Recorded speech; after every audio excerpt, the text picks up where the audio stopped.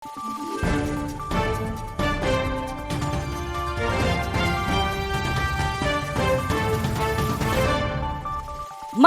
araw, Pilipinas! Ito ang Valiente News hatid sa inyo ng Office of the Vice President. Binigyang diin ni Vice President Inday Sara Duterte ang kahalagahan ng mapaghandaan ang kalamidad. Si Maribeth Adlawan sa report. Malapit ang Pilipinas sa mga sakuna tulad ng bagyo, gutom, kawalan ng hanap buhay, at pagkasira naman ng mga ari-arian ang resulta at dala nito sa mga Pilipino.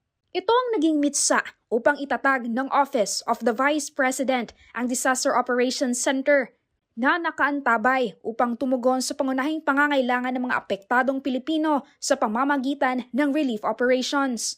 Ayon kay Vice President Inday Sara Duterte, mahalaga ang paghahanda sa kalamidad. Mahalaga yung investment natin sa disaster mitigation dahil ito yung nagpapababa ng risk ng mga tao na maapektuhan sila kung meron mang kalamidad. So napakahalaga na natututukan, nagagawa ng plano kung ano yung dapat gawin para bumaba yung risk at napopondohan yung mga projects sa mitigation. Merong preparation, response, recovery, and mitigation. So mahalaga din ang preparation.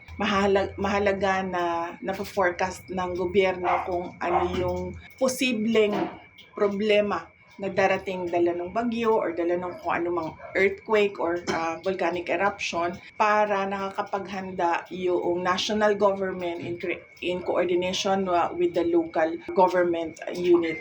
Dagdag ni Inday Sara, mahalaga rin ang pagpaplano pagdating sa relief operations. In my experience as a city mayor, napakahalaga na aligned yung investment sa risk reduction and mitigation ng national government at local government para lumaki yung pondo para doon sa isang lugar. Dahil yung mga LGUs natin, meron din silang required under sa ating mga batas na i-allot para sa disaster risk reduction and preparation and response and recovery. Laging handa ang OVP-DOC upang maghatid ng tulong para sa mga Pilipinong nangangailangan sa sulok man ng ating bansa.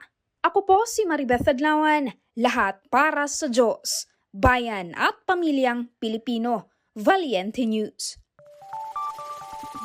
Mga serbisyo ng tanggapan ng pangalawang Pangulo nakarating na sa bayan ng Gigakit, Surigao del Norte. Mga naninirahan sa isang isla, tinungo ng OVP Caragas Satellite Office. Ako si Claudette Loreto para sa makabuluhan, naninindigan at matapang na mga ulat at impormasyon. Maraming salamat.